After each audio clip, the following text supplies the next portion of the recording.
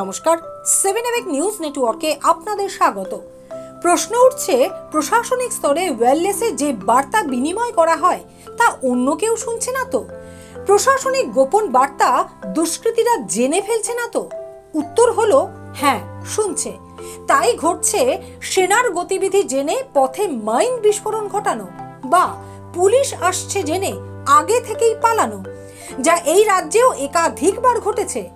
এই ধরনের সমস্যার সমাধান করতে হ্যামেরা এবার নতুন প্রযুক্তি অবলম্বন করতে চলেছে।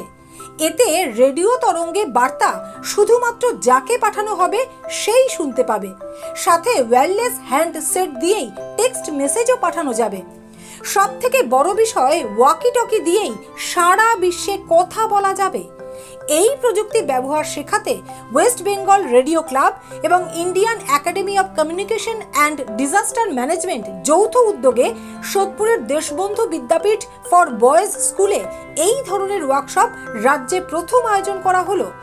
ওয়েস্ট বেঙ্গল রেডিও ক্লাবের সম্পাদক অম্বরীশ নাগ বিশ্বাস জানালেন, রাজ্যের বিভিন্ন প্রান্ত থেকে বৈধ রেডিও অপারেটররা এই ওয়ার্কশপে অংশগ্রহণ করেছেন। বলতে এতদিন আমরা যে যোগাযোগ ব্যবস্থা করতাম সেই অ্যানালগ রেডিও দিয়ে আমরা করতাম।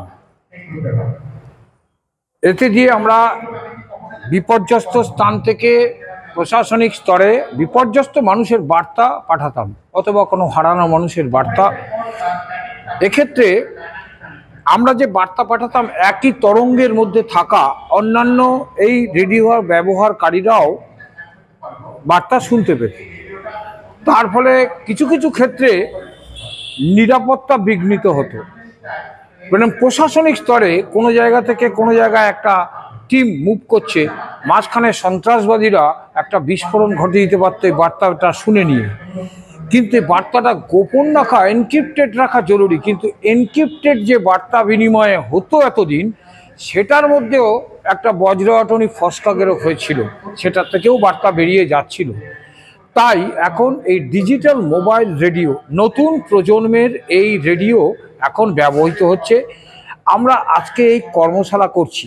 এই রেডিও দিয়ে কী হবে, আমরা যখন কোথাও বার্তা বিনিময় করব, শুধুমাত্র দুজনের মধ্যে এই বার্তা শুনতে পারবে। অথবা আমরা যদি গঙ্গাসাগর মেলার মতন কোনো একটা টিম অপারেশন করি, ছাড়া ওই টিমেই এই বার্তা শুনতে পাবো। এই দিয়ে এতদিন আমরা এটা দিয়ে কোনো টেক্সট মেসেজ পাঠাতে পারতাম না। যেমন আপনারা মোবাইল ফোন বা হোয়াটসঅ্যাপ ইত্যাদি দিয়ে আপনারা টেক্সট মেসেজ ইত্যাদি পাঠাতে পারেন, আমরা এই ওয়্যারলেসের মধ্য দিয়েও টেক্সট মেসেজ বার্তা পাঠাতে পারবো এক জায়গা থেকে আরেক জায়গায়। সর্বোপরি বিষয় হচ্ছে, এই যে রেডিওটা, এটা 6 থেকে 8 কিলোমিটার হ্যান্ডহেল্ড সেট দিয়ে কথা বলতে হয়। আমরা এতদিন বার্তা বিনিময় করতাম দেশ থেকে দেশান্তরে, একটা বেস স্টেশন একটা টেবিলের মধ্যে লাগিয়ে সেইখান থেকে অ্যান্টেনা লাগিয়ে বার্তা বিনিময় করতাম।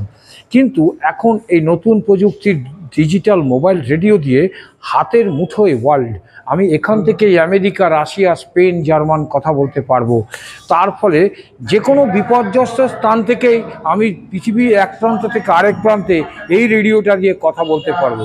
শুধু তাই নয়, বিপর্যয়ে কাজ করতে গিয়ে আমি যদি বিপর্যস্ত হই, যেমন ছন্দাগায়ন পাহাড়ে উঠে পাখি হয়ে গেছিল, তাকে যদি আর না পাওয়া যায়, আমাকেও যদি এরকম না পাওয়া যায়, আমি যদি সংজ্ঞা হারিয়ে ফেলি, তখন এই রেডিওটাকে দ্রুততার সাথে লোকেট করে ফেলতে পারবে আমার গ্রুপের অন্যান্য সদস্যরা, কোথায় আমার লোকেশান।